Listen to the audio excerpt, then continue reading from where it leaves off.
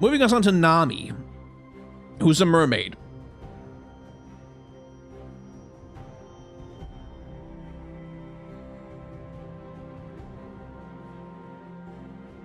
She's a mermaid. Like, Nami is a mermaid. I'm out of things to say now, because she's a mermaid. And that's kind of the trouble with her. Like, Nami was conceived and created before they really understood what they were doing with the Vestaya. But she's a natural fit for the Vestaya, because, again, that's a combination of human and fish characteristics. But, like, she has some cool design on, like, this sort of seashell-like armoring that she's got around her sides, but I question why she has this plating at all when she's not really meant to be a warrior. She has this abyssal, like, this sea crown thing that doesn't really work with her character. Like, the crown makes me think that she's supposed to be some kind of sea queen. Like, it is a crown, and that's the royalty is the kind of the thing that it evokes, but she's not really supposed to be that. She's supposed to be a herald. She's supposed to be like a messenger between the depths of the sea and the people on land. She's supposed to exchange a moon pearl, I think, with the aspect of the moon in order to bring back down to the depths to protect her people and the village from the influence of the void and maintain the balance of the world, yada, yada, yada. But because Diana hasn't shown up, everything's gone all straight fuck to hell, and now Nami has to go looking for her and using the power of this special messenger scepter thing in order to do that. But I don't get the sense from her of the culture of the Mirai, the people that she belongs to down there deep in the sea. I don't get a sense of, like, what are they like? What are their priorities like? It's just this kind of generic undersea Atlantis thing with some influence and stuff, and then she wears a crown and she has some jewels. She's just generic. Like, she's not bad. She's not a bad design at all. It's just, she's just a mermaid. And again, like, because she's just a mermaid, we have the fish titties thing, right? Like, where you have kind of the sense that her skin is breaking open and revealing that she's got human titties underneath all the fish scales. And that sexualization, again, like, because she's just a mermaid, yeah, that's fine, because mermaids are sexual creatures. Like, that's what they've always been right from the start, is that they're sexy things that sailors want to fuck. But it's also, like, but what does that have to do with her character?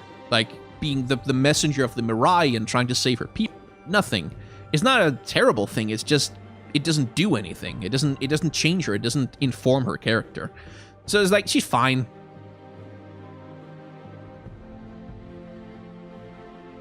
But I'm gonna put her in B tier, because she's fine. Like, she's not C tier. She's fine. It's just, I wish she was more interesting, mostly. Anyway, will you counter the retcon on the Shurima Ascended becoming darkened as part of your grading? I mean, sorta. I did that with Aatrox, but probably not going to influence my grading on Varus, because he's bad. Speaking of Ascended, by the way, hello, Nasus. Nasus is Anubis from Egyptian mythology.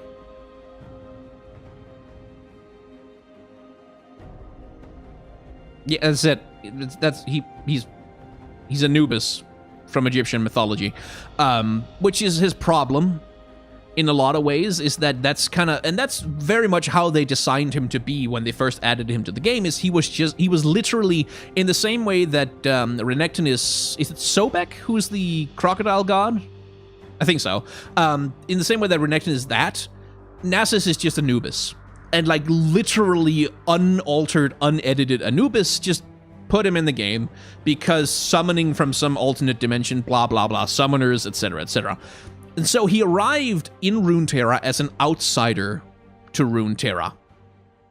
As someone who was literally summoned from Egyptian mythology to fight in the League of Legends, which created a problem for him when he needed to be integrated into the League of Legends universe better with the 2014 lore retcon, when the summoners weren't there anymore to justify having literal Anubis show up in the game.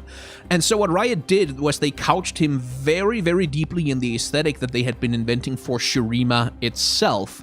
A lot of that sun disk imagery, and giving him this, like, this big upper,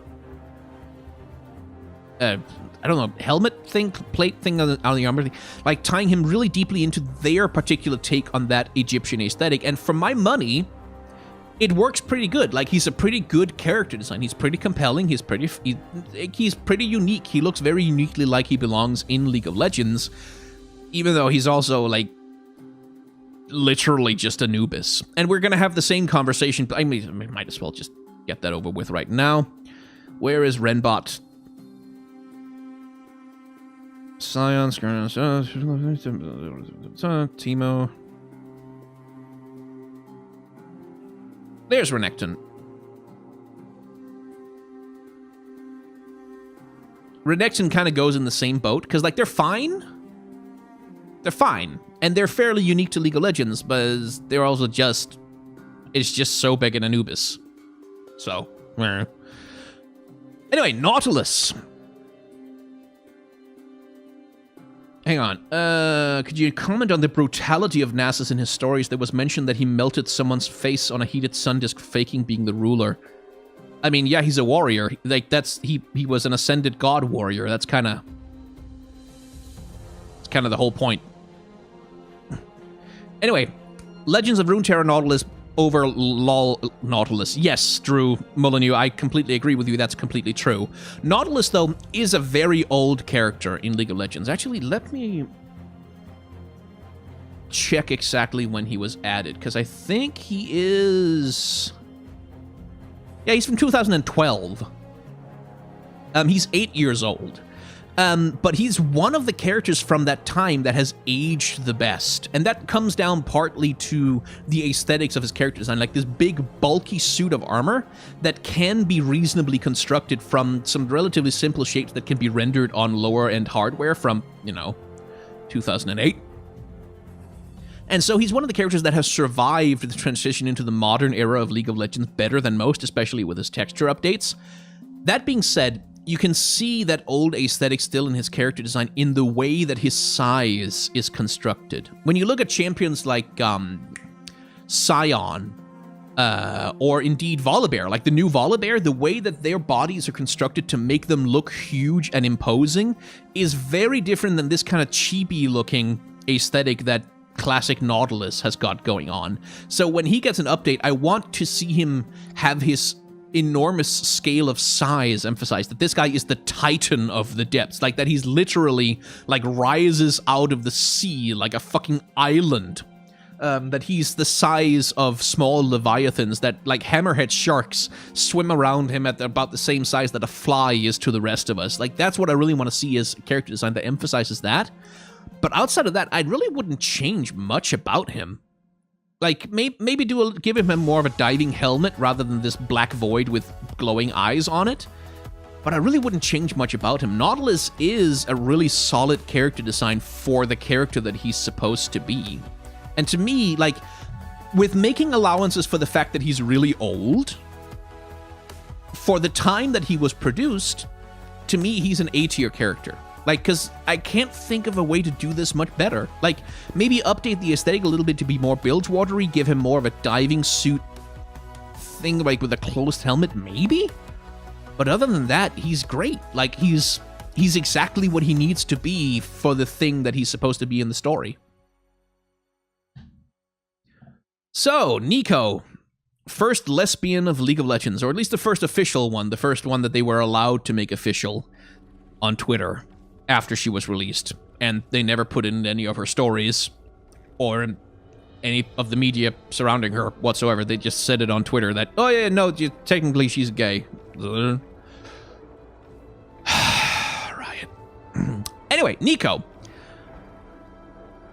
I like NiKo as a character design. Like, I have my main criticism of NiKo is that she's supposed to be like a primal Vestayan, like a Vestager Shirei or something along those lines, like an ancient Vestayan who's even more Vestayan than most other Vestayan. And the thing that I think immediately upon seeing something like that is, okay, but then why does she look so human? Like, I would have liked her to look even more animal. Like, I would like her to be a much more even mix of animal and human characteristics, like to look even more like the chameleon that she's supposed to be. But that's not really a strong criticism so much as it's a series of nitpicks. Because, like, she has the lizard tail. She has, like, the long, like, the unnaturally long neck and the big, like, I think her model looks better than her splash art, actually, because she's got these much more lizard-like eyes on her character model. And I like her animation. I like the way that she, the way she runs, the way that she animates, the way that she behaves. Really does emphasize a lot of like the more animal nature of her as the Vestaya Shirate, or whatever the hell it's called. So like she's, yeah, like I kind of want to put her in B tier, but she's honestly like, yes, if you absolutely must make her a cute girl, if you absolutely must, rather than make her something more monstrous, which is what I would like. Under those circumstances, she's an A-tier character design. With qualifications, but yeah. Someone who's not an A-tier character design, Nidalee. So I've got a video about this on the channel, but there's some fairly heavy discussions to be had about Nidalee, specifically about the places that she draws her aesthetic from. Because Nidalee is a cartoon of an indigenous person. She's like a 1980s cartoon version of what an indigenous person who lives on some tropical island looks like, with the bones used for earrings and for belt and for the necklace, wearing these fucking leg warmers for some reason. Why the fuck is she wearing leg warmers but then absolutely fucking nothing around her midriff, with the titties out, hypersexualized, hypersexual, like drawing from a lot of really ugly colonialist archetypes, which is not to say that Nidalee herself is like meant to be a racist caricature or anything, but like the aesthetic space that she draws so much of her design from just isn't very good.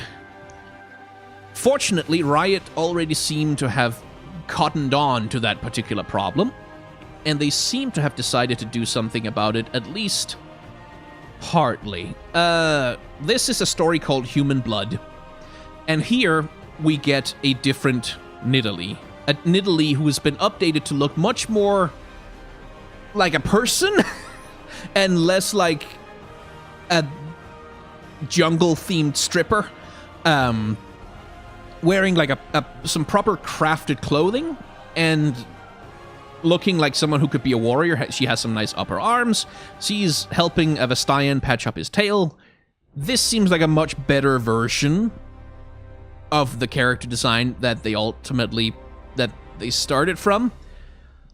I don't like Nidalee as she is right now, though. Like, once they update her and give her a character design more like that, maybe we can talk about it, but for now, Nidalee is just, like, if I'm looking at a hot, sexy titty babe, I don't want to have in the back of my mind, like, ooh, oh boy, there sure are some racial stereotypes in that character. Like, I just want to be able to enjoy it. I don't want to have to worry about the problematic aspects. Just don't do stuff like this.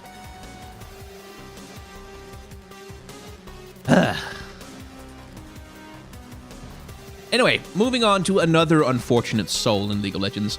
Nocturne. Nocturne.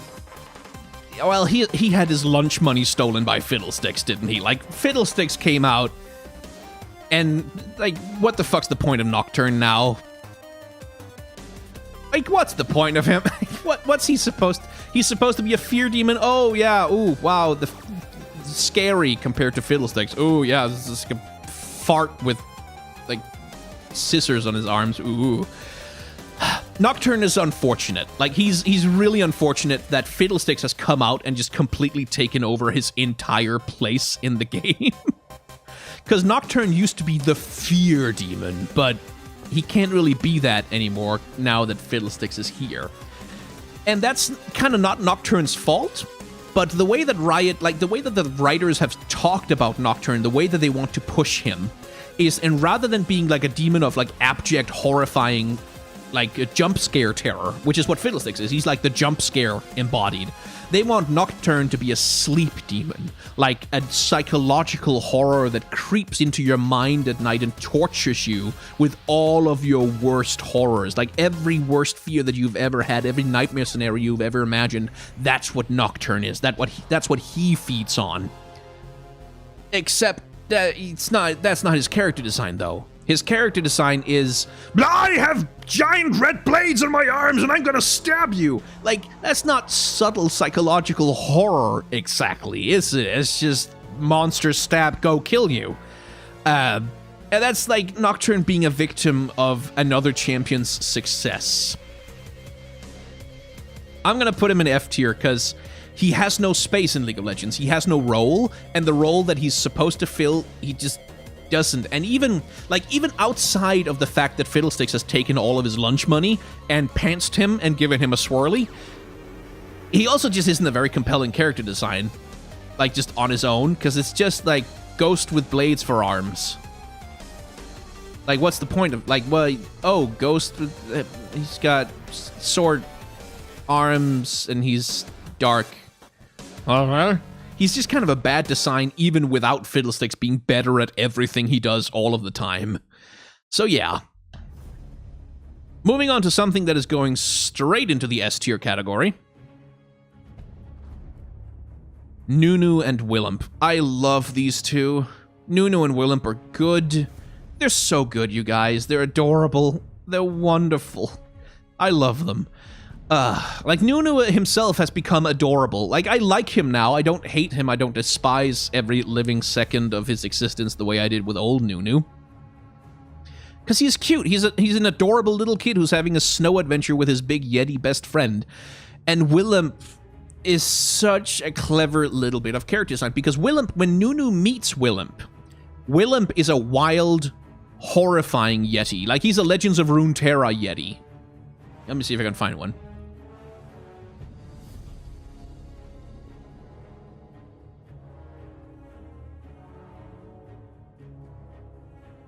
Like, Nunu finds Willump. Oh, shit. No, that's the wrong card.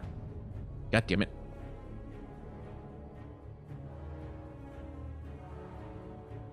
Basically looking like this.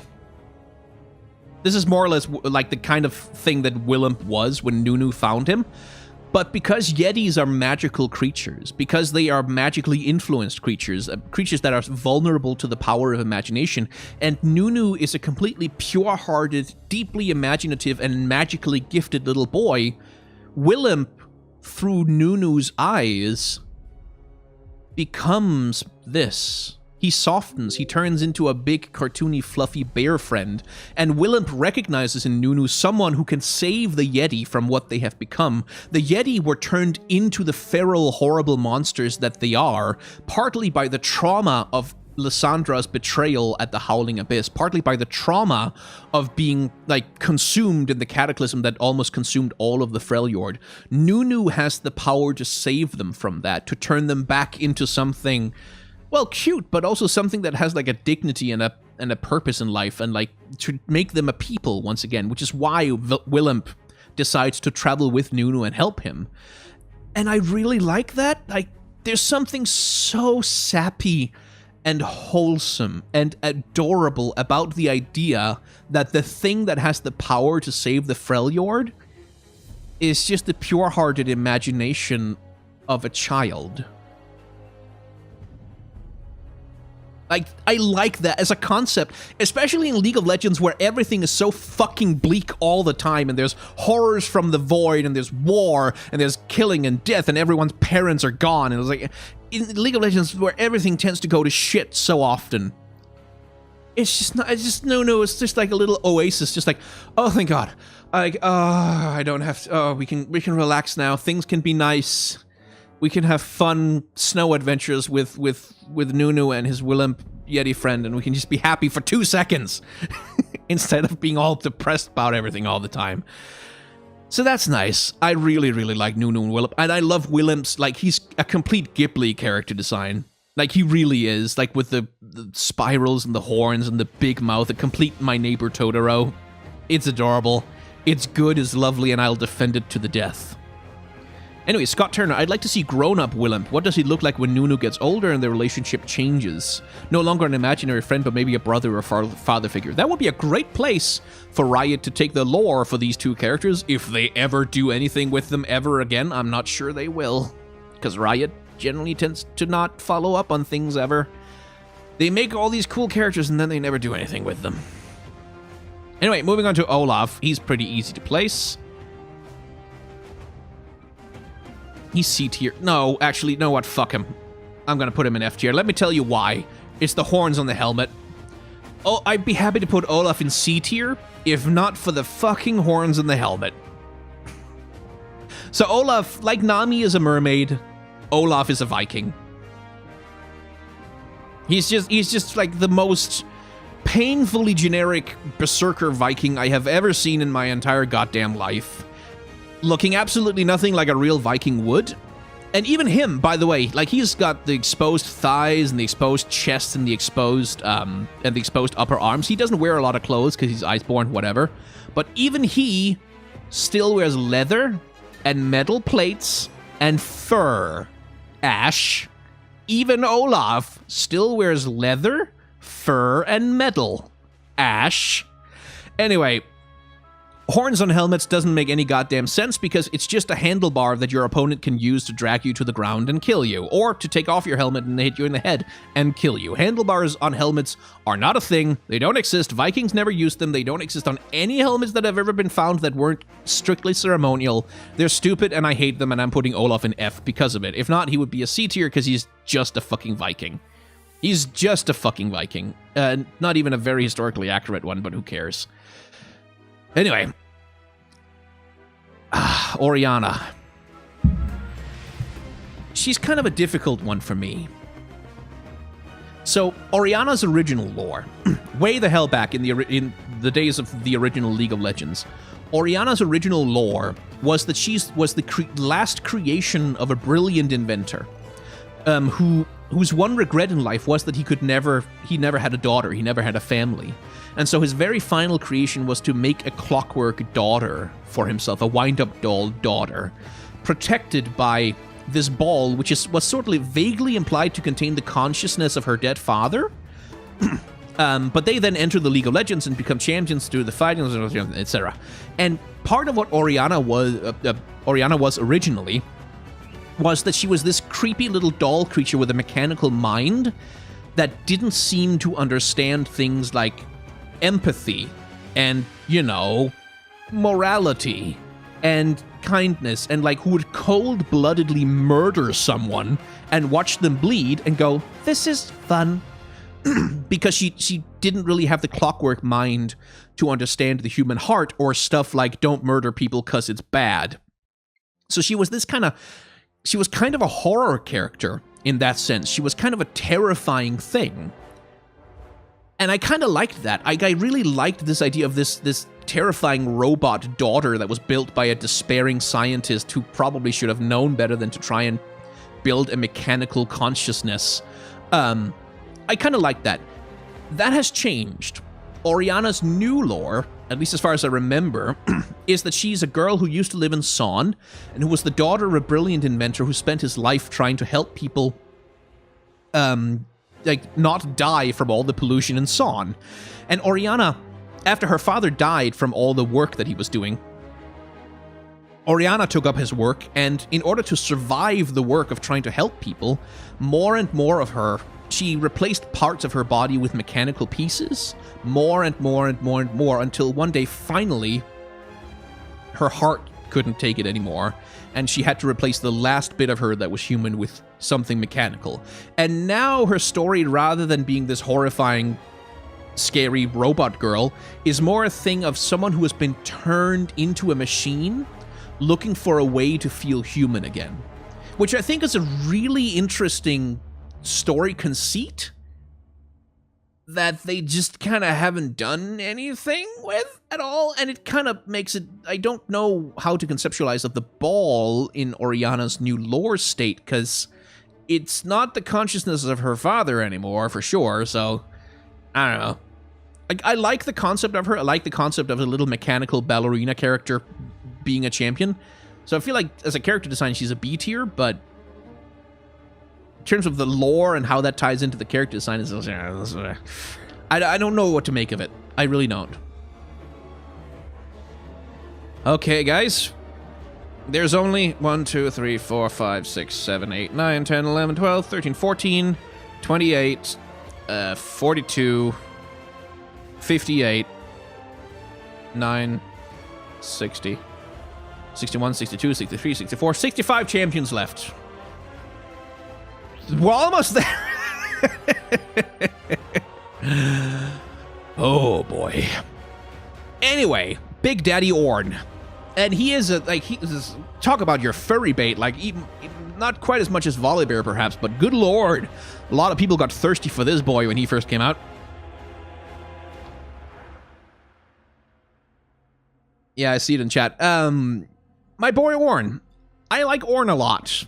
Like, Ornn was sort of the point when they finally started really building into the Norse mythology inspired and just the general mythology of the Freljord as a place that has this rich history of gods and demigods creating the place. All of like, it has these deities that are still walking the land, essentially. And that's, Ornn was kind of the first time they really started to lean into that, building out the relationships between Volibear, Ornn, and Anivia. And you can kind of see that in his character design as well, that he's a forge god, but he's also a goat, which are like, because goats are famously quite stubborn, which is also very much Ornn's personality. He's this kind of dour, like, a man of few words. He's, what's it called, laconic. He's a creature of few words who only really cares about doing good work and recognizing good work.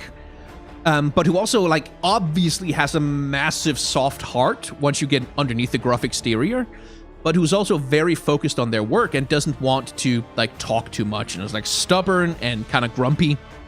And all of that comes across brilliantly in his character design, especially, like, in a splash art, yeah, he seems kind of menacing, but in his character model, you can really kind of see that big, kind of gruff, emotionally repressed father, like, well, daddy, a daddy without a daughter, you know, a father without a child, kind of feeling that he's got to him, where he's really consumed by his work. He's a craftsman. You can see that from the leather apron that he wears and the tools that he carries around. He's just a really solid character design. Like, all around, just a really... This is what a god would look like, I think. And so for me, he's like somewhere between A and S tier. I don't feel quite like S, because he's not remarkable. Like, he's not like, oh, he's not like a wow, a revelation, but he's cool. He's great. Are ya forging, son? Please remember to drink some tea. Yes, that's a good reminder, actually. I'm gonna go get myself some tea, and we'll be right back. Please enjoy. All right, I have tea. We're ready to move on.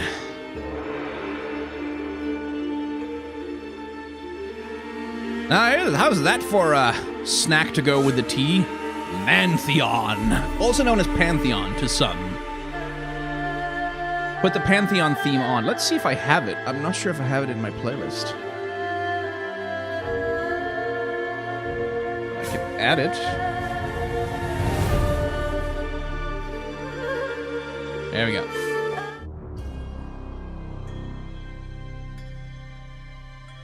There we go. Compressor on. Turn the audio down a little bit.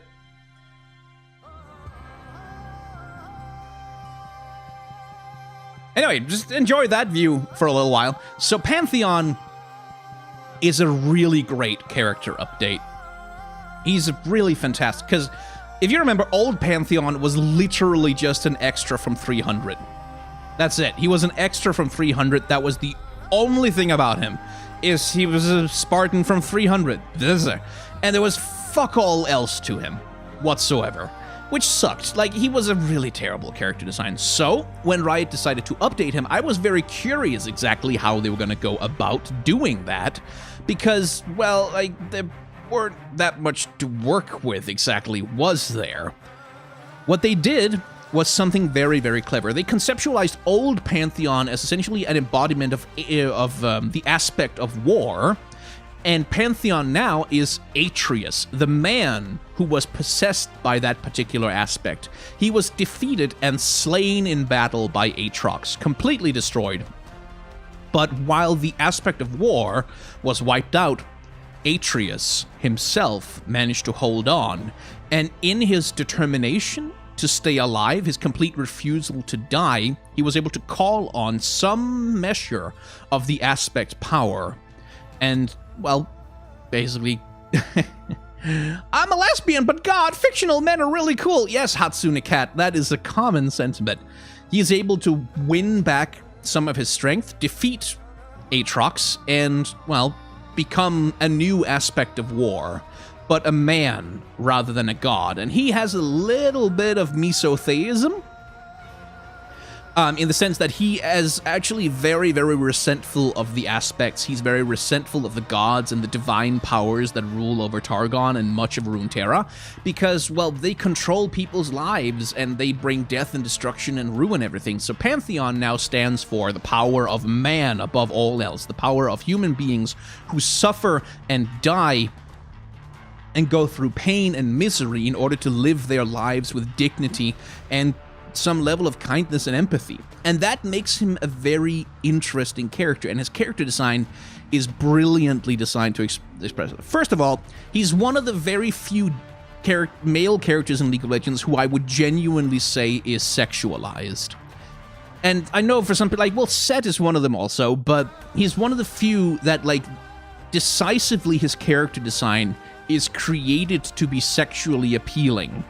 Not just to look powerful or cool or badass, but to be like, I want to lick this kind of hot, you know, get my hands on those titties, that kind of thing.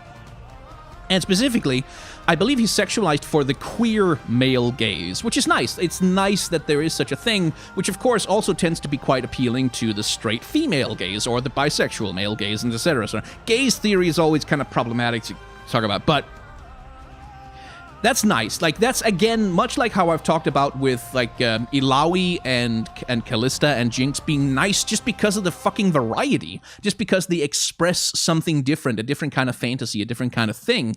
The same thing goes with Pantheon. A genuinely sexualized bara hunk of meat for people to thirst over. Hey, that's nice. It's nice that that's there for people. Because, like, so often that's something that you kind of have to go, oh, yeah, Graves pool party skin, I guess. That's the one you get. So there's more. Like, there's more stuff for people to enjoy. That alone is good. Then there's the second part of it, because Pantheon, one of the oh, there's a super chat, I'll deal with that in a second. One of the primary features of his character design is this big scar across his chest. And that kind of clues us into some of the other stuff about the way that his character is designed, because the whole conceit of his story, remember, is that he's not a god. He's a man, he's a person, he's a human being, he's vulnerable, he can be hurt, he can die. And that's part of his story, is like he fights for that vulnerability, he fights for the fragility of humanity. That's part of what he believes in, and that is exemplified by the scar across his chest, and it's emphasized even more by the fact that he still walks around naked pretty much without armor like an idiot. I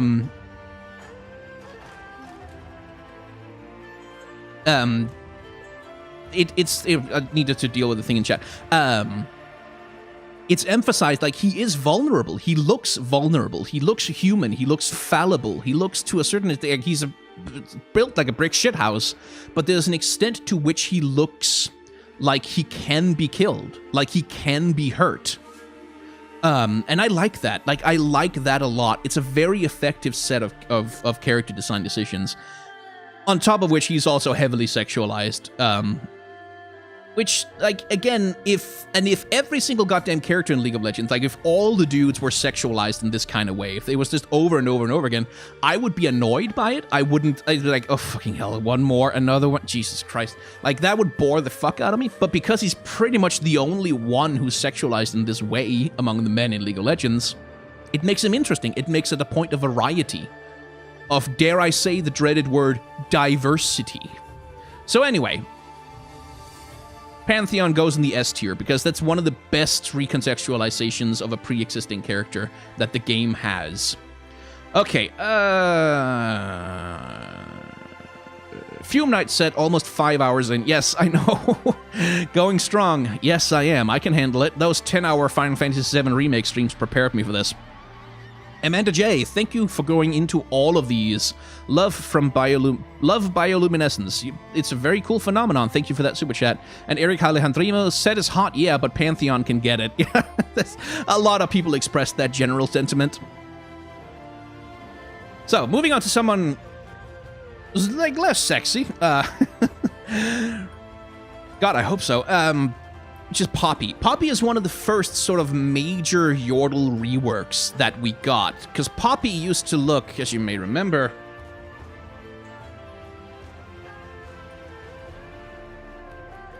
somewhat like a different character. Let me see if I can find a version of her splash art that I'm allowed to see. Google. Google. Google. I don't want to see Poppy the internet star. I want to see Poppy's splash art, you jerk.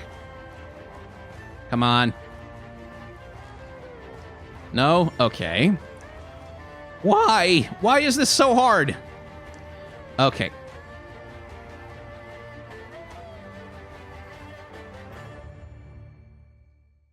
Apparently there's also a character in the Trolls movie called Poppy. Fucking finally. There she is. That is old Poppy. Now, like I've talked about many times before during this stream, we don't want it, please don't. I didn't show you Lollipoppy. You're fine, babies.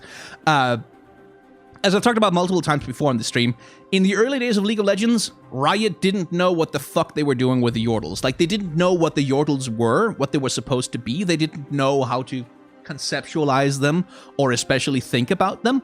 And so you have this wide variety, like you have Rumble, and you have Ziggs, and you have Heimerdinger, and you also have Poppy, who's like just a fucking gnome from World of Warcraft. It was just like in the game, and they're all random, and nobody knows what the fuck any of them are supposed to be. And that's sort of the place that the Poppy rework has to start from, is to take this character who's a complete fucking mess along every possible axis and make something remotely sensible out of her, which is a tough ask, to be honest.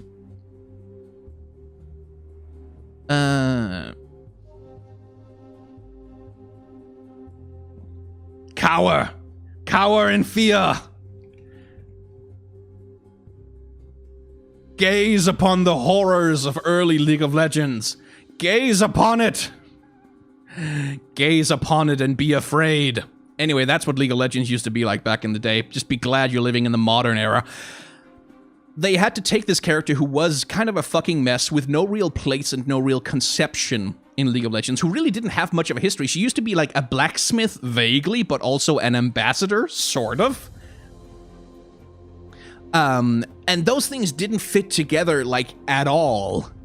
They just didn't work. Like, there was no story there. So with Poppy, they pretty much reset her completely back to zero and created what I think is one of the most compelling characters in League of Legends. Like, in terms of looking at her story and the story and, like, the ways that can be told to use to create media, she's one of the characters that I'm most frustrated that Riot have never properly followed up on. Because Poppy now is essentially a founding father or founding mother of Demacia itself. She's a Yordle who comes to the people who will eventually found Demacia, like the tribe of people who are fleeing the Rune Wars who will eventually come to found Demacia. And she falls in with their leader and follows him around and like strikes up a strong, long friendship with him. And by the time that he finally passes on, he bequeaths to her this magical hammer and tells her, go out into the world and find the hero who's truly worthy of wielding this hammer in the name of, you know, truth and justice and defending Demacia, etc., etc. And Poppy does that. And for hundreds of years, because she is Yordle, she can live as long as she wants. For hundreds and hundreds of years, she searches all over the world trying to find this one worthy hero who can wield the hammer, trying to do right by her dead friend who, like, entrusted this thing to her. And what becomes clear to the people who read her story, but not ever to Poppy herself, is that she's that hero. She's the one who is worthy to wield the hammer. She's the one that magic belongs to, but she never can get herself to realize it because she's so humble and so, like, determined to do right by her friend, like to honor his last wishes, and she doesn't think of herself ever, which is what makes her worthy of the hammer, is that she's not conceited, she's not self-obsessed, she's willing to, like, go to great lengths to save and help and protect others. And that's what makes her worthy of the hammer, and that's also the reason why she'll never realize that she's the one who's worthy of the hammer, which is a fucking fantastic story conceit. Like, that's a brilliant conceit for stories. You could make an animated series about that. You could write books about that. Riot fucking haven't. And I don't think they will. But it's a great conceit. I love this version of Poppy. I love this version of the character. It has nothing to do with the original version of the character. Like, is Poppy... The new Poppy is about as different from old Poppy as new Galio is from old Galio. It's a complete replacement of the character. But God, what a great replacement. And Poppy's character design also is fantastic. I really like it because Poppy is a traveler, fundamentally. She's someone who travels across the world, looking for someone who's worthy to wield the hammer, doing some fighting herself, obviously, because, you know, can't travel across the world without doing the fighting. And so her character design is designed to reflect that. She wears incredibly sensible clothing, like sensible travel boots, big padded pants, like a nice padded leather armor with like these metal bits on the chest, big gloves, and a sensible like targe that she just carries around, all of which emphasizes her role as someone who is humble, who is not particularly flashy or gaudy, and who is a traveler. And the one super exceptional thing about her, like the one thing that makes her stand out more than anything else, is that giant oversized hammer that looks like it should be too big for her, but which is actually perfect for her. She wields it with ease and confidence and grace. Kind of like how she doesn't see that she's worthy of the hammer, that the hammer actually belongs to her. It seems like it should be an awkward fit, but it's actually a perfect fit. Like, it's just good design. It's really good design. Anyway, for me, Poppy is an S tier champion. Like, just such a good character design, such a good story. Plus, she's adorable, which is always a bonus. Anyway, I'm going to take a sip of tea now.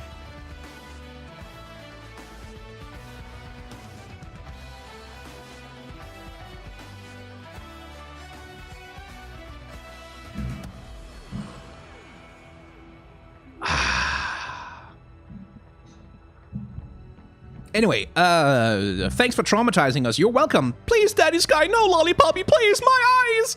You're welcome, Wing of Shu. I am happy to expand your horizons. I don't know anymore. Wish Riot would follow up on Poppy's story. She deserves to be happy. Yes, she does. AUCL 2247, if they keep adding champions to each region, I'd love to see Poppy and Legends of Runeterra. Yes. Yes, I want Poppy as a Demacian champion, I really do. But that'll be it's gonna have to be way after they do the Targon update. Because right now, it doesn't seem like there's any plans for it. Anyway, Pike. Pike is another champion with a really cool story conceit. Like, I really love the story conceit of this guy, that he's a fisherman on a fishing vessel, as one of the people who dive into the depths to carve. Like, there's a certain... Is it a jawfish, I think they're called? A huge sea monster deep underground who creates a certain... something like an oil or something that's incredibly valuable. And so there's this group of incredibly daring fishermen, this profession of fishermen, hooksmen, who dive literally into the mouth of the creature, carve out the thing that they need, and then get the fuck out of there, getting dragged up by their lines so that they can survive and make a profit. Pike is one of these carvers. Pike is one of these harpoon men, and he is betrayed by his captain, who leaves him in the depths to die and be consumed. But Pike doesn't quite die. Well, he does die, but he doesn't quite die. He is absorbed into something else. Something deep down. Not Nakakeborus, as many people sometimes seem to think, but something in the depths finds him and transforms him and allows him to, air quotes, live. And so he returns to Bilgewater after years and years of being trapped in the depths, as a vengeful ghost with a list of all the people on that ship who betrayed him. And he's gonna find every last one of them, and he's gonna carve them up like he used to carve the fish. Except, no matter how many people he kills, there always seems to be just one more name on the list. There always seems to be just one more that he's forgotten about. One more person that he meets and all of a sudden remembers, you were there when they cut my line. And what's clear to us as readers is that Pike is, well, he's insane, first of all, but also that the list is unending. It is just a constant cycle of never-ending vengeance against everyone and everything. There's no end to the number of people that he wants to carve up for leaving him behind. And it creates this fractured, unstable, kind of psychotic character who's like constantly in the midst of this relentless, vengeful psychosis where he doesn't quite realize that like he's not right in the head, like that he's not actually killing people out of vengeance anymore. He's just killing people because he thinks he deserves to kill everything and everyone. It's a very cool story conceit. It makes him a great boogeyman, which is also how he has been used, especially in the Legends of Bilgewater audio plays that they released for him when he was first released. Essentially a boogeyman of Bilgewater, this stalking Jack the Ripper-esque serial killer who just murders people completely apparently at random for no reason, and murders them in absolutely brutal and horrifying ways, scaring the crap out of everyone in Bilgewater and creating lots of mystery. It makes him a great antagonist in stories, potentially, albeit, again, Riot has done exactly 0.none things with him since they released him, so, you know, take your odds. I mean, I'm hoping that he's going to turn up in the Ruined King game, because that's going to be set in Bilgewater. I'm hoping that Pike is going to be there and be part of it, maybe as an enemy.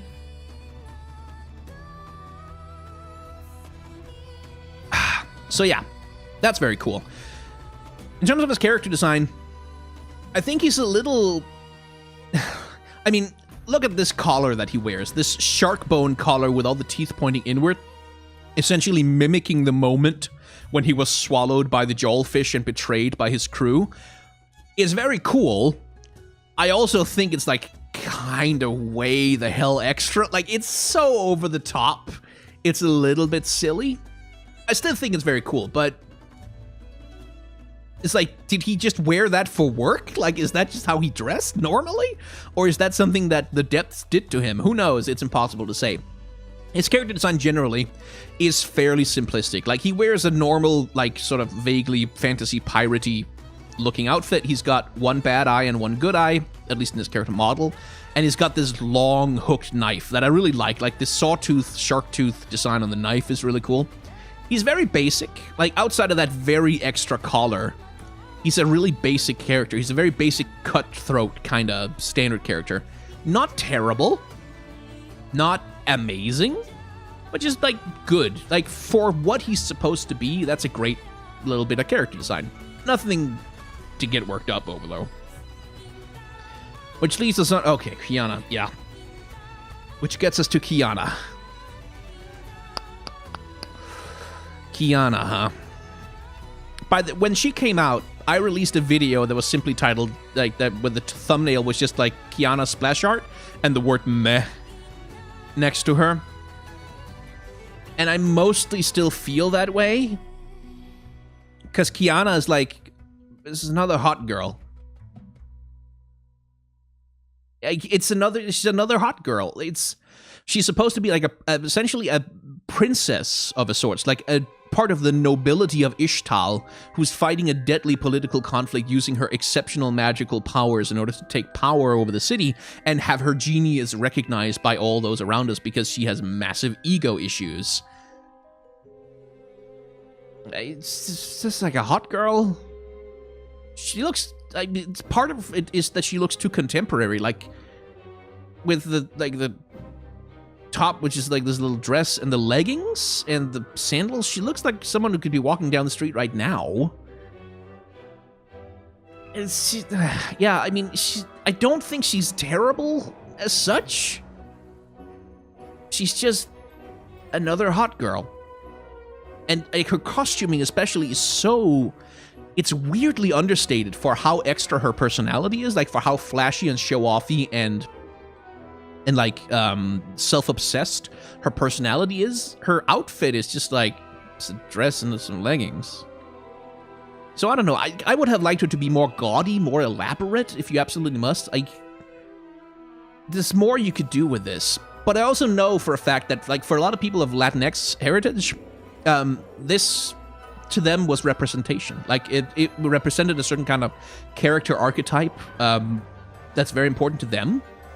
And I don't want to denigrate that. It's just, for me, I don't really... It's just... there's nothing for me to latch on to. There's really nothing, there's no storytelling or anything. It's just a thing.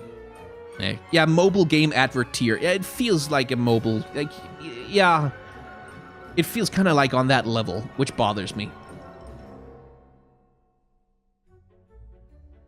Now, true damage Kiana is pretty cool, but that's a matter for another day. Anyway, Quinn. So, Quinn looks a lot better in Legends of Runeterra. Let me see if I can find it. Can I find a full splash art for her? Yes. And it's not because there's been a massive change to her character design in Legends of Runeterra, just a few minor adjustments. So the major thing that they changed about Quinn in Legends of Runeterra is they made her less bulky. Quinn, as she is in League of Legends, is kind of a bulky character, with like the big cloak over her shoulders and then these pauldrons, or whatever it is, that protecting her thighs, as well as like that big arm rest thing that Valor sits upon. All of that was sleeked down a lot and made a lot lighter in Legends of Runeterra, which I think creates a better character design for her. Oh, there's some super chats I need to deal with. Just a second. Which I think creates a better character design for her because she's supposed to be this light, agile scout character, like who scouts out enemy territory, who like runs over mountains and climbs things and like goes over terrain and stuff like that. Where this version of her has always, to me, been a little bit too bulky. Like it's felt a little bit static and staid, and just kind of didn't work for me as much. I also feel like Valor as a bird, they could do more with him, like making him a fantasy bird rather than just a weird eagle-looking thing, but it's a thing for another time. Outside of that, though, outside of these little nitpicks, though, I think she's like a cool character design. Like, I think she's a good character, but she doesn't look remarkable. Like, to me, she doesn't really have the look of a champion. She looks more like an NPC. Like, she looks more like a rank-and-file soldier than like an exceptional standout commander or leader of scouts or something like that.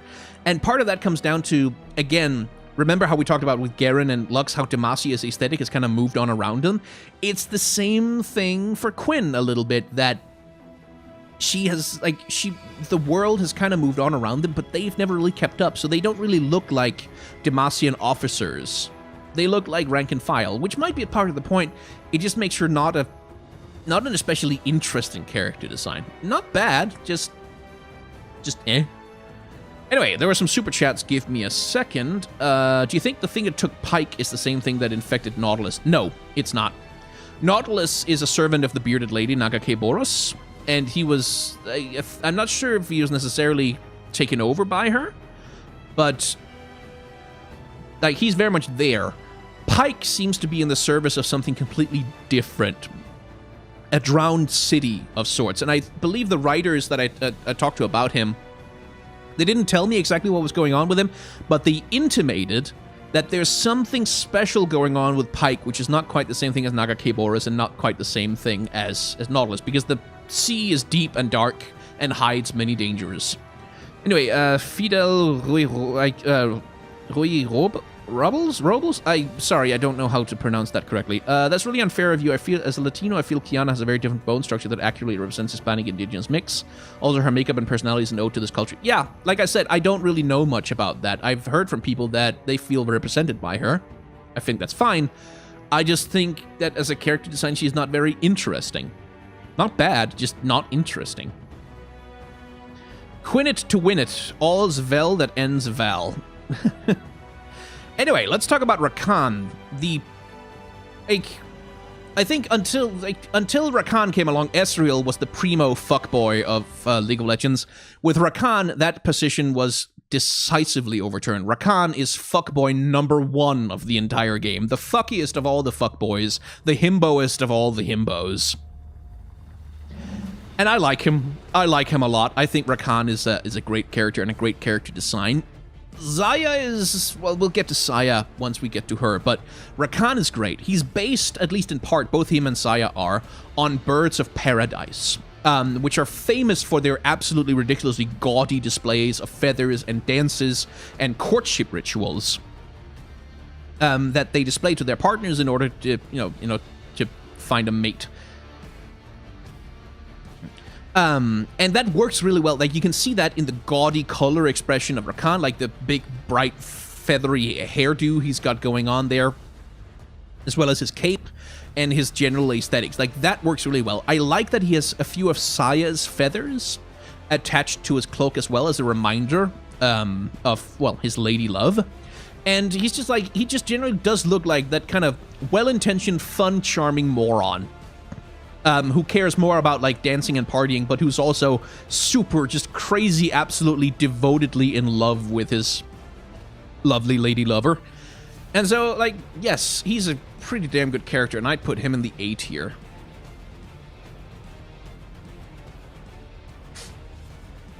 Ah, Rabis, yes, well, that one's pretty easy.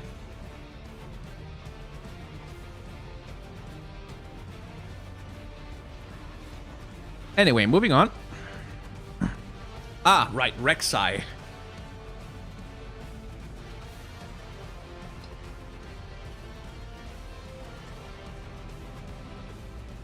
Ah, gee. So, a lot of the time when I talk about lack of diversity in female characters in League of Legends, people go, oh, but what about Rek'Sai? Isn't Rek'Sai a female character? And so, apparently, it is necessary for me to explain that Rek'Sai is not a woman. Rek'Sai is a void monster that happens to apparently be female. But Rek'Sai is not a woman for the same reason that a female dog is not a woman. And for the same reason that, like, a ship, even though ships are referred to as she and her, are not women, because they're not women. I'm struggling to explain this, but Rek'Sai is not a woman. So when I talk about diversity in female character design in League of Legends, I'm talking about the women, the women in, and not the things that are not women. I don't know. Am I making any sense here? Because I feel like a fucking crazy person when people bring up Rek'Sai all the fucking time when I talk about women. Because, anyway, maybe you have had different girlfriends than I have. So, Rek'Sai is a good character design.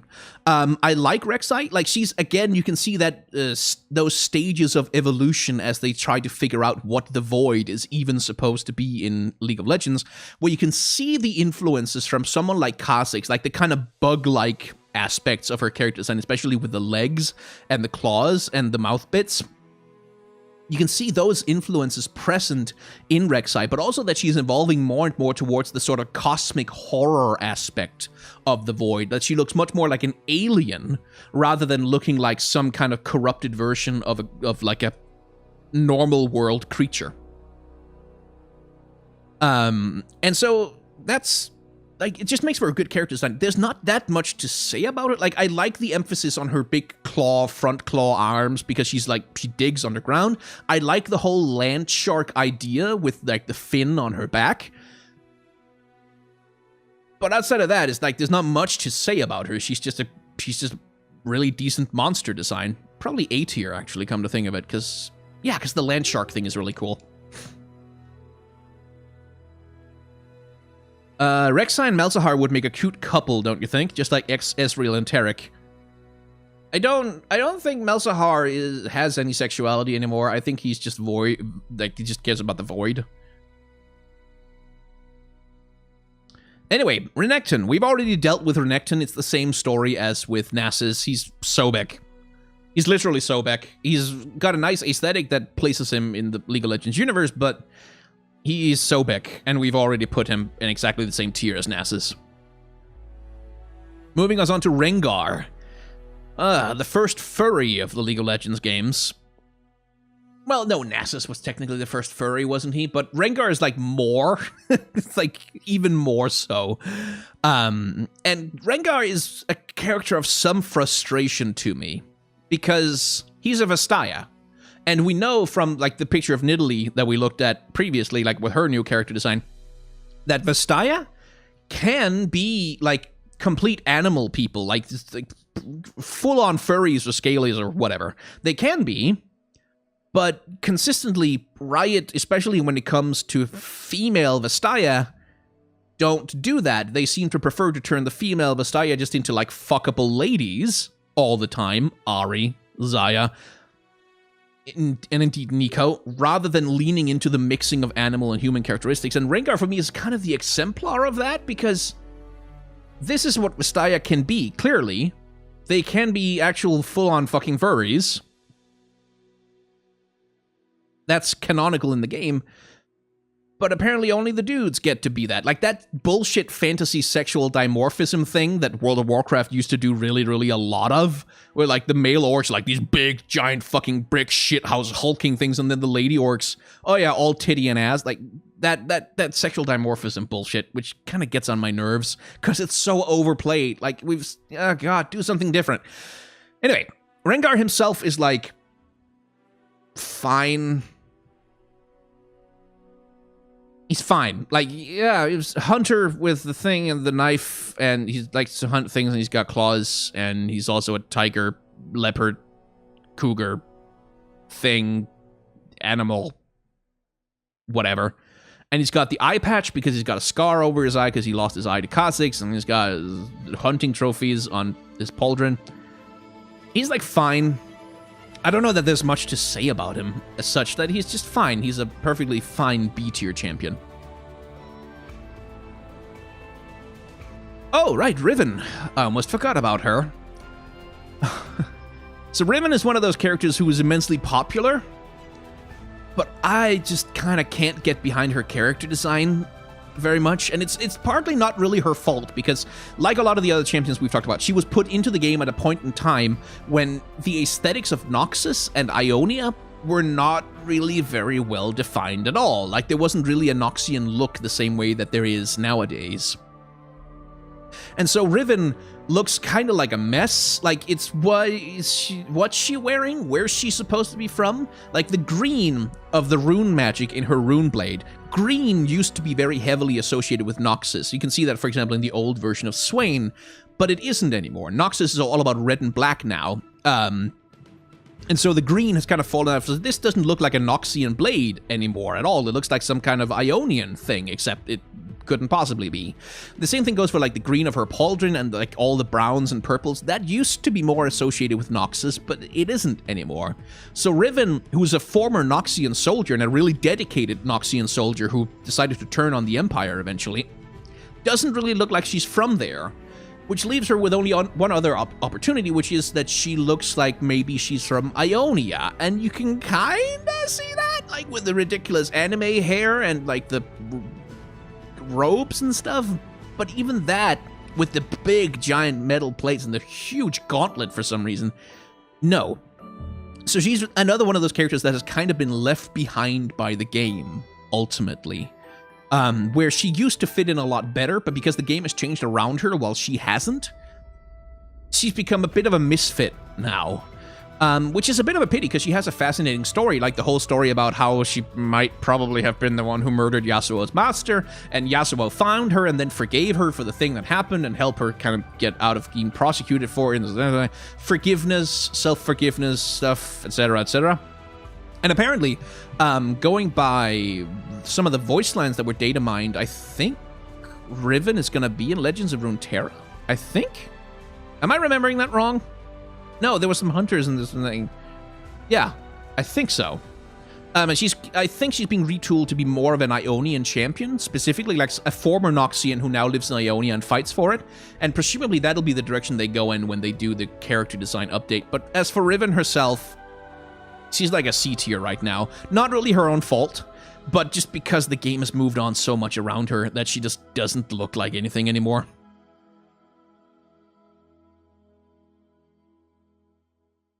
Oh, Rumble. Oh, Rumble. So Rumble is another one of those Yordles that helped define what Yordles would eventually become across the board.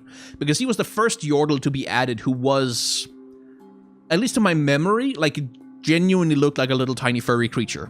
like such, which most of the Yordles have now been retconned. Or was that Teemo? Was he a Yordle when he was first added, or was he something else? Like Tristana was a Mechling. I do not remember. Anyway, he's one of the Yordles that became sort of the base model for what Yordles became when they started retconning them into what they are now. I disagree. Targ and Braum would be way better. Shadowcatting, okay. Who's the hottest leak boy? Choose right for money. Oh, well, hottest from what perspective though? Like fuck, marry, kill. What are you looking for here? Because like, Aphelios is probably the most beautiful, but that's not the same as being hot necessarily. It's like, because Set is probably like the most fucky. Like he's like the one, like, but he's also such a fucking virgin, like, because he's a mama's boy. Like he could probably fuck, but I don't think he ever has, which like kind of makes him not that hot really, because like he's such a fucking mama's boy. And Pantheon definitely doesn't fuck. Like he doesn't fuck at all. He's way too busy being a tragic warrior figure kind of guy. So he's just hot, but like not in a really accessible way. There's lots of different ways to be hot. Like, I don't know.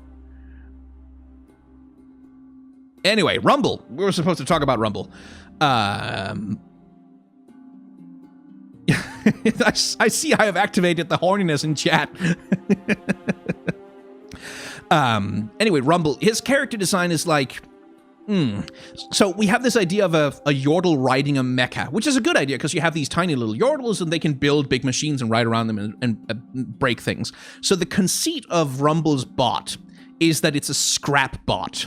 It's like it's a complete junkyard creation that he's just kind of cobbled together from what the hell ever he could get his hands on, and it's always kind of shaking and threatening to fall apart and barely holding together. He's got a flamethrower and a big spiky ball arm on it and stuff like that.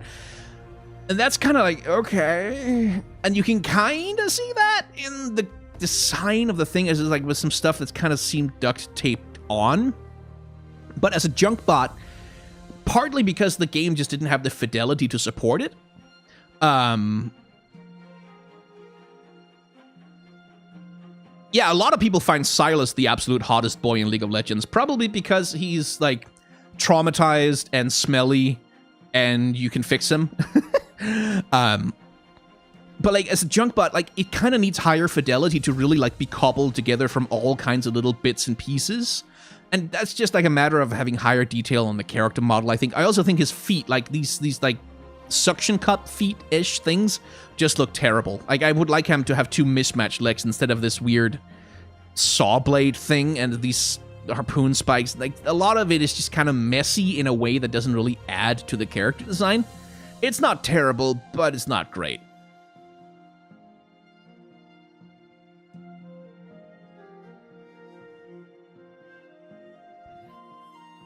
Now Ryze, the most reworked champion in the history of the game. Poor Ryze. Poor Ryze, who took so long to find any kind of a role in the game. So, Ryze's lore, as I understand it nowadays, is that he's a mage who survived the Rune Wars and saw that, hey, runes are probably bad and world runes are probably even worse. We probably shouldn't mess around with those. And so he's decided to make his entire quest for his entire life to gather and protect the world runes and make sure that nobody can ever use them again to start rune wars. To that end, he's used a lot of magic. He's become very long-lived. He's been exposed to a hell of a lot of magic. And he's sort of this wandering sage character, like, who goes everywhere and seeks out runes wherever he can find them, and like, but doesn't really have a home or a home identity. As such, Ryze is the main character of League of Legends, the protagonist. No, I don't think he is, but you can see how you can make that argument. I disagree with it. And he's actually kind of a good character design. Weirdly. Like, he's not a remarkable one. Like, he's actually kind of boring. Like, he's a purple... Like, the most interesting thing about him is that he's purple, but other than that, he's just like a dude who doesn't wear a shirt, but he's got these thatched up leather pants that have been patched multiple times, sensible travel boots, and a big scroll on his back. And that's kind of it. He's incredibly simple as a character design. And that works.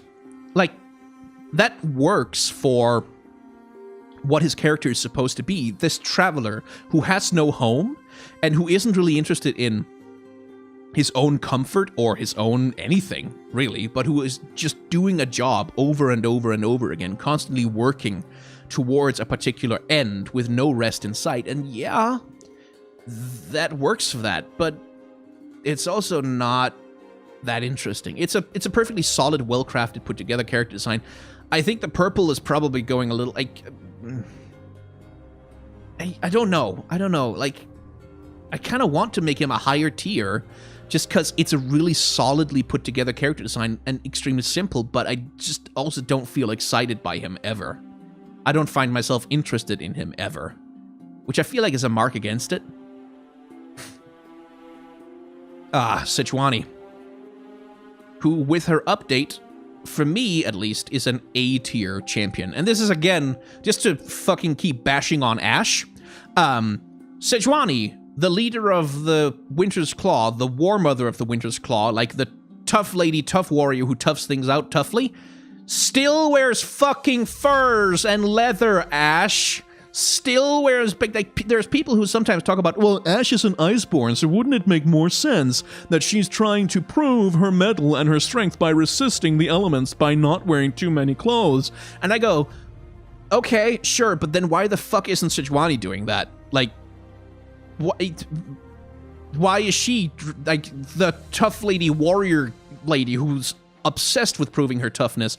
Why isn't she doing that? The answer, of course, being that Sejuani is a sensible person who's not stupid enough to ride into battle without armor or into a blizzard without protection, unlike Ashe.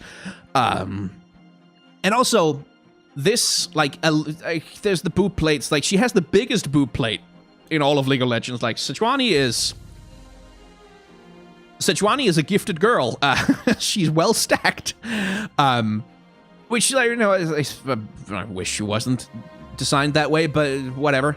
But for me, at least, this, like, a fully armored warrior, like, with fur pointing out all over the place, clad in metal plates, swinging this giant flail around, this, to me, is scarier and more intimidating and more indicative of power than if she was traditional Sejuani. Let me see if I can find her.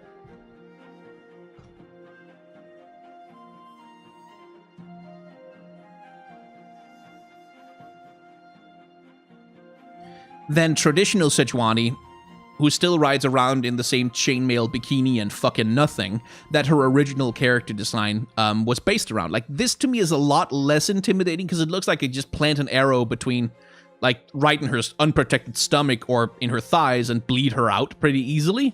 This looks like an unstoppable fucking freight train that I can't do a goddamn thing against.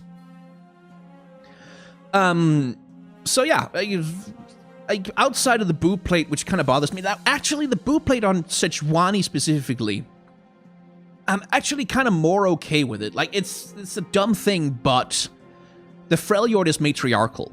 The Freljord reveres mothers and women as war leaders, as sources and fonts of strength, as foundations of their communities.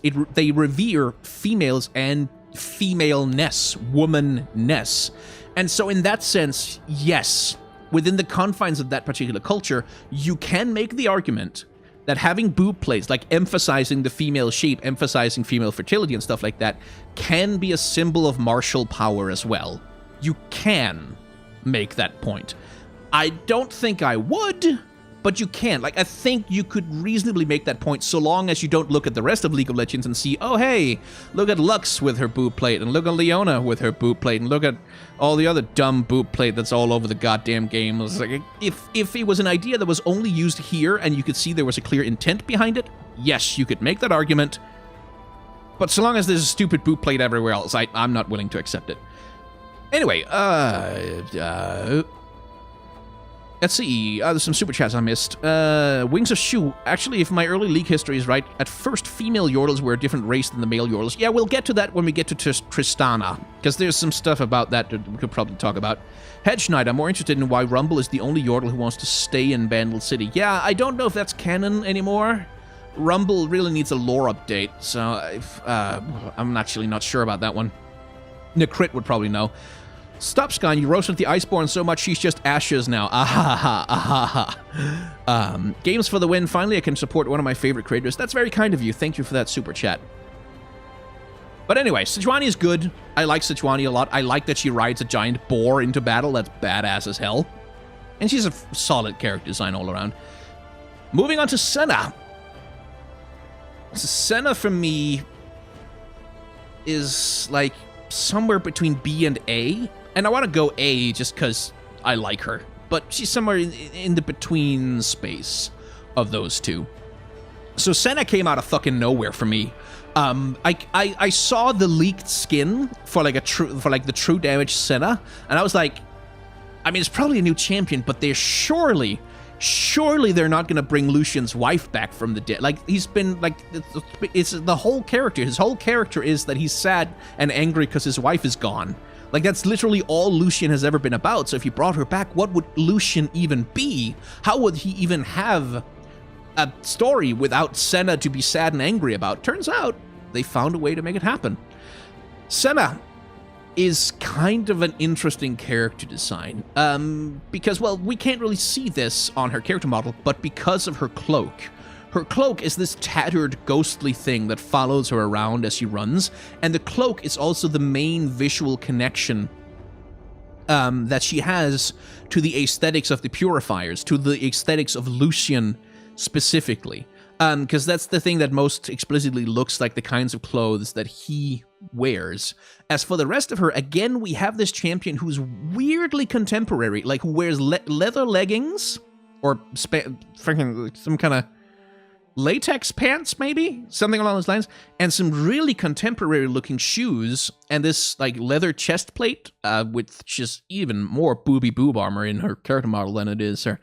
Anyway, like this weirdly contemporary character mixed with that sense of traditionalism that kind of comes from the cloak and the Purifier outfit that I kind of don't know what to make of, because like it always kind of bothers me a little bit. Like Piltover, it's fine because that's the futuristic future city that's most close to like what would look a modern industrialized society. But it's weird to me when the rest of like the fantasy world has these distinctly modern aesthetic influences that I don't think they clash necessarily. I just feel weird about them. Like, it's like, I don't know exactly how to parse it. Do I need to parse this as streetwear? Should I parse this as street fashion? Or should I parse it as, like, the official outfit of an ancient order of undead hunters? Because as that, it doesn't make a goddamn lick of sense. But as streetwear, it makes a lot of sense. So, I don't know. I like her big fucking cannon. I like her giant ass, just huge, enormous, just massive penis replacement. Like, just giant. I love that. I love that Lucian has these two dinky little guns, and then his wife has this giant fuck-off cannon that she just lugs around. Like, that's just a lovely subversion of dynamic. And I like there's the black and white split, obviously, which is present in much of her design. You can see that, like, that's with the leggings and the shirt thing that she's wearing, where you have this contrast between black and white all the time, which again emphasizes the difference between her human and her wraith-like nature, that she's like still kind of undead-ish from her time in Thresh's Lantern. Senna pegs Lucian. Oh yeah, no, definitely she wears the strap. You cannot, absolutely no doubt about that.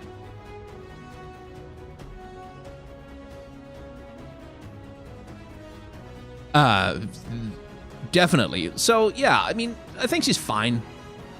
She's an A tier. Like, she's a good character design. I have things about her that I don't know how to parse, but that's more on me, I think, than the design itself. Moving on to, well, the husbando. After the waifu, we move on to the husbando. A lot of people got real thirsty for Set in a real hurry, especially this lady over here who's genuinely having a good time touching his biceps right now. Set the boss, who is a fucking virgin, and I will not hear a word to the contrary. And I've spoken at length about Set in what's the deal with Set. That, like, I don't think there's anything wrong. I like the sort of modern, like, here's where the modern aesthetic influence makes some kind of sense for him because he's essentially supposed to be a Yakuza. Like, that's basically the kind of style that they're going for, is that he's this gaudy playboy dressing Yakuza who's, like, obsessed with wearing symbols of his wealth because, like, wealth for him and the wealth that he gains by being the owner of the fighting pits is security for him and his mama. D for daddy issues. Oh, he's got daddy issues aplenty. Oh, yes. No, Sed isn't an incel. Sed drinks that respect women juice. Like, he chucks that shit down. But the problem is he respects women so much that he never, like, he just can't get himself to fuck them. He just can't get himself to fuck. Because he keeps thinking of what his mama would say. Anyway, that's my headcanon. That's not actually true. So my main problem with Set is the problem, again, with that I have with the Vestaya in general, is that Riot just biases so hard towards human and just don't want to go for the animal. And for Set especially, that kind of, like, that contrast between human and animal nature is kind of important because it's his rage, his anger, his power, his willingness to fight all the time that defines him a lot as a character. So I would have loved for there to be more than just, like, this fur collar thing to emphasize the fact that he's supposed to be a Wolverine. He's supposed to be a Wolverine. Like, that's the idea of him. The B in TB's kind is bad taste in boys. I don't have any taste in boys. Give me a man. You'll never know if I was serious about that. Like, I would like it to be more, like, the animalistic nature of Set to be more emphasized. Like, I'd like that to be more on display. And also, like, if you're gonna make him horny, why doesn't he have chest hair? Like, he's a Vestaya and he's a Wolverine. Why didn't you give him chest hair? Like, that seems like the most obvious horny character design trait to put in there. But yeah, like, outside of that, he's fine. Like, I like the modernist Yakuza influences of the character. I like that he looks like a gangster, like he looks like a brawler, and he looks like what he's supposed to be, which is like a gang boss who runs a fighting pit. So he's a solid character design. I think somewhere in the A-B tier-ish. And I gotta put him in A, just because I want to be nice. And then there's Shaco, right, Shaco. He goes straight into uncategorizable, because, like, yeah, he's just a murder clown, but he doesn't have lore. Well, he does, but it's not canon. There's no, why is he a murder clown? Why does he look like a court jester? What's he supposed to do? What's he about? Is he a demon? Is he not a demon? He doesn't have any lore. Like, he just doesn't. So it's impossible to really assess his character design because there's nothing to base an assessment on. He was added to the game as the not the Joker random murder clown that every game had to have back then, and then nothing ever happened to him. He's never had any lore ever in the history of the game. So we're not going to waste any more time with him. He's uncategorizable.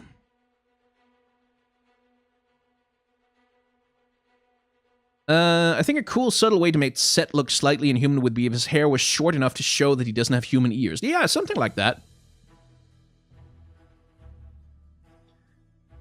He's a toy, says Black Star Angel. No, he's not. Again, well, maybe he is. We don't know because his lore isn't canon.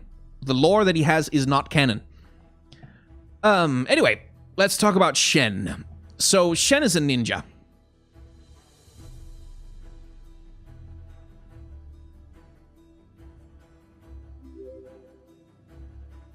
That's it. Shen is a ninja. And that's kind of my problem with him, is that he's just a ninja? Like, this is it. It's just a ninja. And there's no, I don't feel like there's anything unique or compelling or interesting about him. I don't think there's anything, like, the only thing that's interesting about him is his gameplay, in that he's a tank rather than being an assassin. And, like, you can kind of see that in that he's a big, bulky lad in his character design, but it's just, like, he's just a ninja. Like, he's supposed to be the Eye of Twilight, like the bridge between the human realm and the spirit realm, and, like, all his quasi-mystical nonsense stuff, but is ninja. By the way, I'm gonna have much the same conversation about Zed once we get to him, because Zed is also just a ninja. Anyway, Shyvana. My girl Shyvana. I am very fond of her. Why did the music stop? Oh, that's why. I'm very fond of Shyvana. I like her a lot as a character. Like, I like the whole half-human, half-dragon thing. I don't know that I like her character design very much. Because it's like, again, it's a character design where you can see the influences from Warcraft 3, like, plain as day on the character, with these hugely oversized gauntlet weapons and this horned helmet and, like, the blue skin contrasted with the red armor and stuff like that. Yeah, it's a Warcraft 3 character that wandered into League of Legends and got stuck there. I like her better in her splash art update, where she looks fucking menacing as hell and built like a tank, but her character design isn't great, and I'm glad she's getting a rework. Like, after Volibear, Shyvana, I think theoretically is supposed to be next. They'll tell us more about that in the next roadmap they publish, I'm sure. But Shyvana is going to get herself a rework, and she desperately needs it, because nothing about this looks like half-dragon to me. She just looks like lady with some dragon-themed armor on her. But she doesn't look like a half-dragon. Like, she doesn't look like she's some kind of mixture or half-breed. And, like, she just looks like a hot lady with dragon armor. And I'd really like to... I'd like them to push her a lot harder. I mean, knowing Riot, they're still... Like, they're never gonna make her not hot. Because she just kind of has to be hot for them. Because, fucking... cowardice. But I really hope they push her harder to be more monstrous. Like, to be less human-looking. Or at least to be a kind of inhuman where you can, like, cover it up with clothes and uniforms and stuff. Anyway. Shyvana X Jarman is the best ship, though. It's a pretty good one. It's a pretty damn good one. Like, you know, you had a chance to get with a half-dragon. Surely you'd take it. No, I fucking would.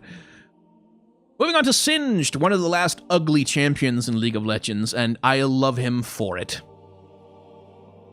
Do you play League of Legends, or are you only interested in lore and characters? I played League of Legends up until Season 8. I think I played regularly, and then I kind of fell out of love with it, and now I play Legends of Runeterra and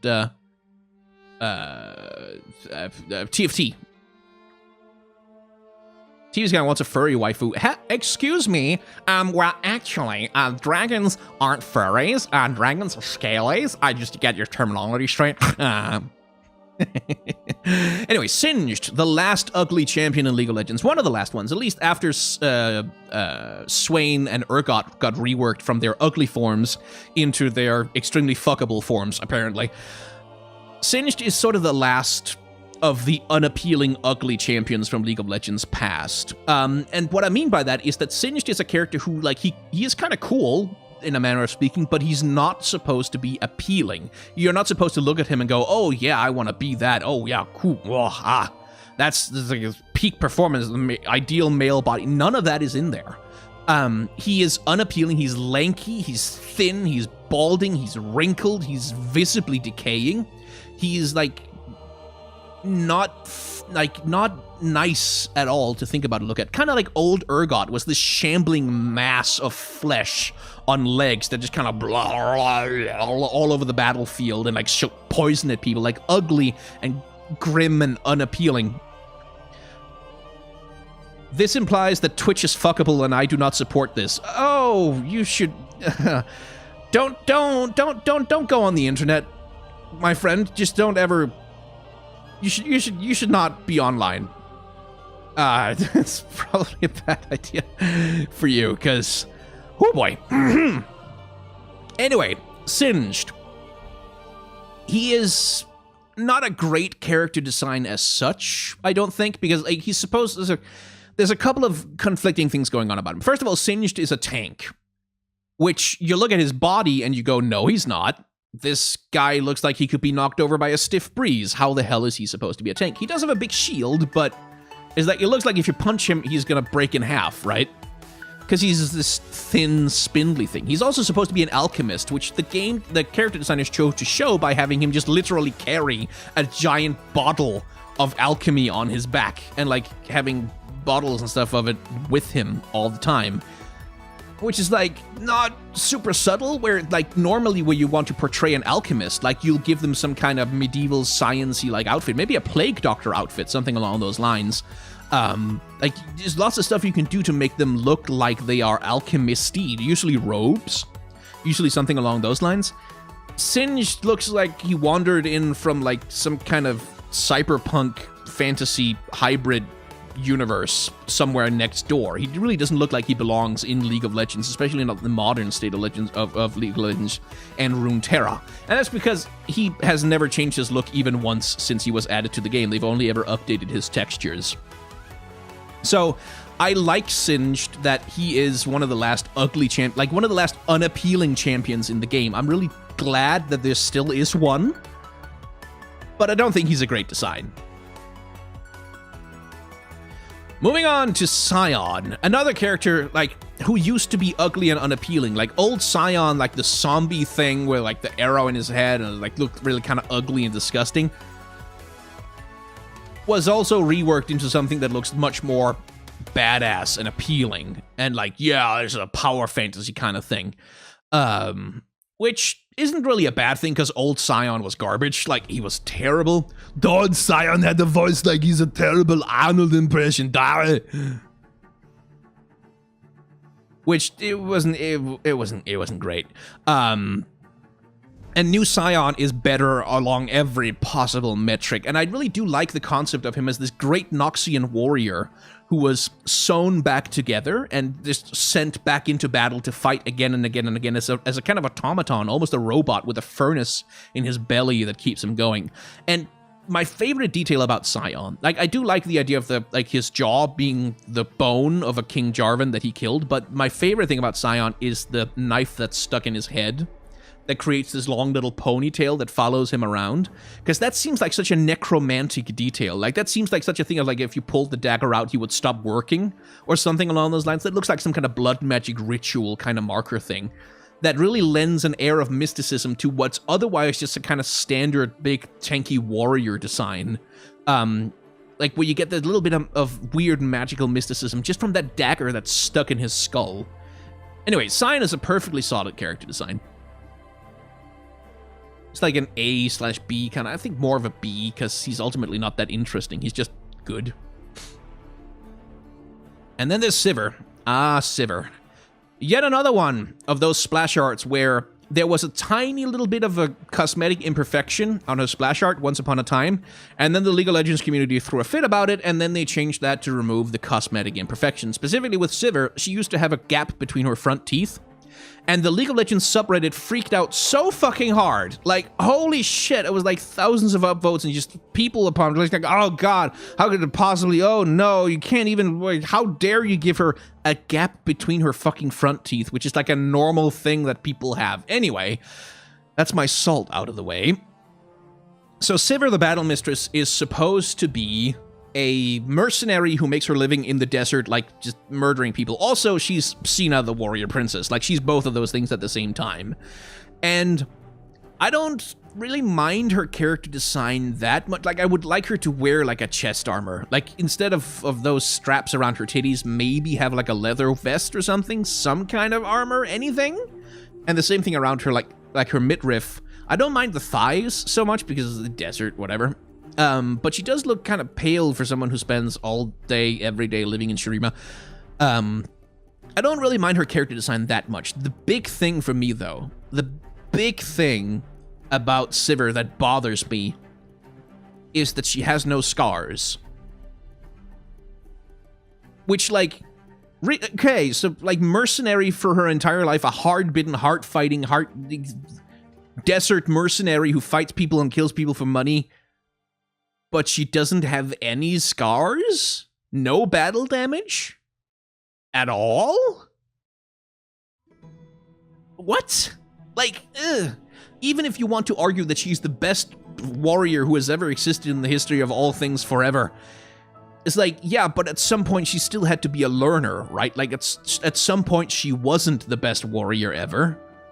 So to give, like... And it's the thing of, like, you tell me that she lives this hard life of desert mercenary, like living paycheck to paycheck and slitting people's throats for money. But then her character design just says, no, she's an Instagram model who poses in cosplay for big dollars on OnlyFans. Like, what lifestyle is she living, game? Where's her, like, so anyway, she's like mostly fine, but it's that aspect of her life just not being reflected in her character design at all that bothers me. Skarner. Yeah, that one's a pretty simple C for me as well, and not really Skarner's fault, unfortunately. Skarner runs the misfortune. He was released originally way the hell back along with Dominion for the Crystal Scar. The Crystal Scar was essentially supposed to be, well, where they found him, where they dug him up. And in his lore, he's a member of a race of crystal scorpions that live below the deserts of Shurima, something, hex, something, blah, blah, blah. But Riot have never, ever done anything with him, ever. Ever. At all. Even a little bit. Just, he's never had any lore or story. He's never had anything whatsoever. And because of that, Shurima has kind of moved on around him. And he doesn't have the Crystal Scar anymore to call home. And because he has nothing to relate to, like there's nothing in League of Legends that relates to him, there's nothing else, no other crystal creatures, there's no other like thing that relates to sort of mineralogy and mineral scorpions or whatever. He's so alone aesthetically and visually, and he has no lore to speak of whatsoever, and so he goes in C tier because there's fucking nothing to him. Like, there's nothing to grab onto, ironically, for a character whose whole thing is grabbing onto you. Which sucks. I used to main Skarner for a while, so... but, oh well. Oh well. Skarner has no boobs! Oh, that's okay, wow. I think that's how you pronounce that name. Here's something that has boobs. Here's something that has lots of boobs. Hello, Sona. Hello, you Hatsune Miku-ass looking... I don't have a lot of antipathy towards Sona. In fact, I really like her concept. I like the concept of a mute musician who floats around and, like, creates magic by playing music. I think that's a really fucking cool concept. But once again, Sona is let down by the fact that Riot have just never, ever done anything with her at all. They've never clarified her. Is she Ionian or Demacian? Well, she lives in Demacia, I think, unless her lore isn't canon anymore. We don't know. But her instrument is from Ionia, and so are her clothes, for some reason. What does she do with her life? Nobody knows, because she doesn't have any lore anymore. So it's again this case of, like, I would probably be more forgiving of her being such a blatant Hatsune Miku ripoff and having the giant titties, like the obvious fan service thing, if there was an actual lore to back it up. Like, oh, maybe she's a performer and like she's a stage persona with the showing off and the thing. Is that the thing? No, because she doesn't have any lore. Okay, and so I don't have any antipathy towards Sona as like not quite an F, but so no, she's an F. Like, she's not quite as bad as your Kaisers or your Ashes, but it's like she's so like blah. Oh, Sona invented Minecraft. Yes, this is true. But Hatsune Miku programmed League of Legends. Moving on to Soraka. I like her. Like, she embodies some of the bad stuff about League of Legends that I dislike, which is like the let's just turn it into a hot girl thing that the game tends to do more than it really should. But I still like I like the concept of this sort of unicorn horned heel goat character. I like the concept of the Star Child. I like her goat legs. Like, it's nice to see that they actually have the guts to pull the trigger on something like that. I like the long ears. I like that she's kind of lanky and a little bit off-putting. Like, there's lots of good stuff there. I like that she's connected to the stars and the moon, and you can see that in her scepter. Lots of good stuff about her. That's kind of fine. The one thing that kind of bothers me is that, again, it's that just make her a hot girl thing, where Soraka, of all characters, especially with the lore that she has, is so perfectly set up to be much more of a like much more of a mama, like specifically like much more of a mother figure, someone like who has like a plump, round figure who had like more the classic fertility symbol kind of thing. Because her whole thing is nurturing others. Her whole thing is like giving guidance and comfort the way that a mother would. And so having her look like this tiny, wispy little nothing of a girl, it kind of misses out on the whole, like she's the primary healer of the game, the primary caretaker. Whereas like, okay, so then why not make her a plump, like fat, happy mother character instead? Not necessarily a MILF, although that's certainly where everybody in chat went immediately, and you can do that. But like, no, not necessarily sexualized, but just like motherly. You know, maternal. Maternal, that's the word I was looking for this whole goddamn time. Which, hang on, let me think for a second. I think there was a piece of art that was created around that.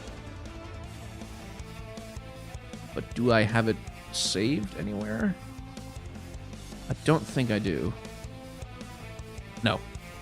Oh, well, there's one of my followers on my Discord actually did a version of Soraka who was, like, made into much more of a mother-like figure, and it actually looks really fucking great on the character. I wish I had it around so I could show you, but it was there.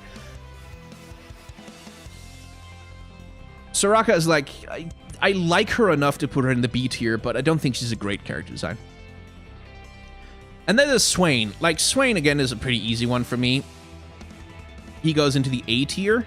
And I'll forever, like I said with Singed, I'm kind of annoyed that League of Legends has been systemically eradicating their ugly characters, which Swain very much used to be. He used to be this hook-nosed, off-putting man, like covering up his face and kind of wobbling around and looking all weird and hoary, kind of. And I really liked that there was that.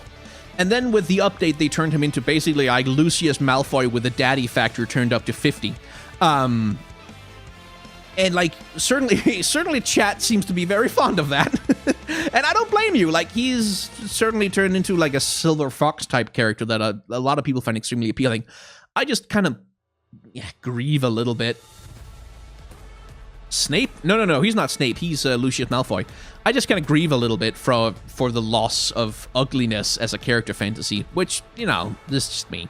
Anyway, as a character design, there's two interesting things about Swain to me. First of all, there's the coat. This big military-looking overcoat thing that he wears, which really gives him the air of, like a modern Banana Republic dictator kind of thing.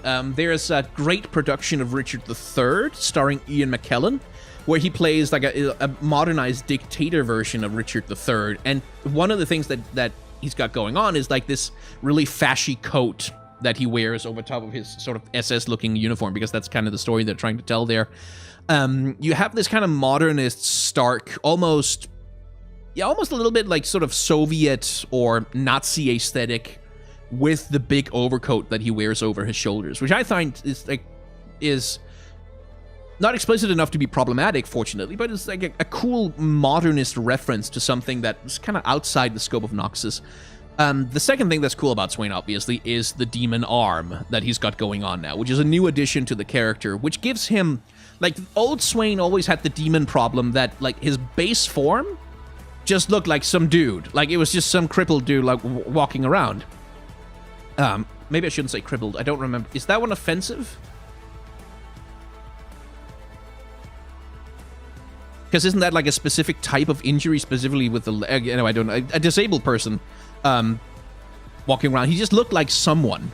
With Swain, because you have the demon arm, you get a character who's much more like, okay, there's something going on with this guy. Something demonic. Something bad. And you get this much more explicit connection with the demon birds that fly around him and the demon of secrets and that whole thing. So Swain is like a solid A character design for me, because like it's very good character design. Wish we still had ugly champions, but anyway, moving on to the reprehensible rat man of Demacia, Silas. Silas is also right, by the way. Demacia is a unjust genocidal state that is like Demacia is literally committing genocide. Like, under all the definitions of the UN conventions on genocide, Demacia is committing genocide a lot. So Silas is right, and everything he does is pretty much justified. He has never done anything wrong in his entire life, ever. And he's like a pretty decent character design. The thing I said when he first came out is like, I think it's weird that he's so well fed. Like, the thing I would have liked with Sylas is rather than having him be this full beefed up dude, like especially because he's fucking jacked, having him be someone who's been chronically underfed, but who has been like relentlessly exercising in prison, waiting for the day that he can escape and start his revolution. Like someone who's not really beefy, but who is like really wiry and like has lots of muscle, but isn't large about it. Like someone who looks emaciated but also strong. That's kind of what I would have liked for Sylas. But I do like that he is like a smelly, dirty rat man with like bare feet, basically, who's never washed his pants even once in his life. I enjoy that, and I like that he uses his chains as a weapon. Like that's a good way to get a prisoner character. I think it's weird that he still wears his collar, like a slightly odd detail that he keeps that on. But using the chains as a weapon is a brilliant detail. Like that's a great way to do a rebelling prisoner character.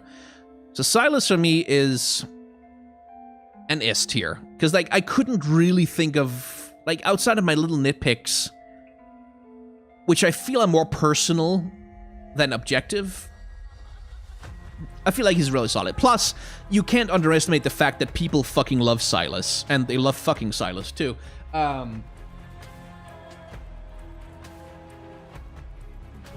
Like, he became a monstrously popular character pretty much immediately upon being released. And that, I don't always take that into account, but I will. Let's see. If Scion would be an enemy, it would be Initial D along with Nunu and Willem as his rival. Both would be running in the 90s. Yeah. Hey, TV's Sky, that's Valpurgis a while ago, I think.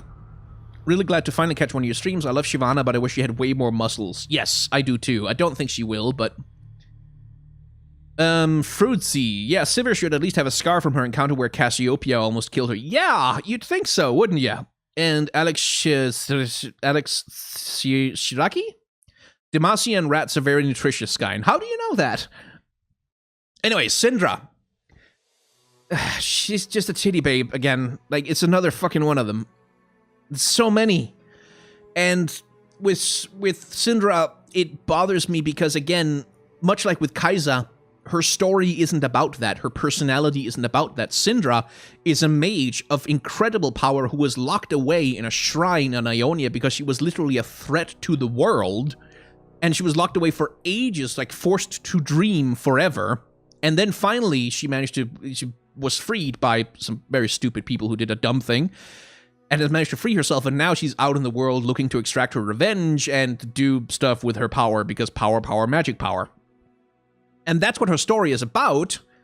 So this whole BDSM Dark Queen thing with the titties out and the leather gear and the whatever the fuck is going on with these straps, it doesn't do anything because her power isn't really sexual in nature. It's not like Evelyn. It's not like Elise, whose powers are explicitly sexual in nature. It's not even like old Misfortune, where sexuality was part of empowering the character. It's just disconnected from it. It has nothing to do with it. And so this ends up being a really weak fucking character design that I don't like at all, because it doesn't interact with her story in a meaningful way. Anyway,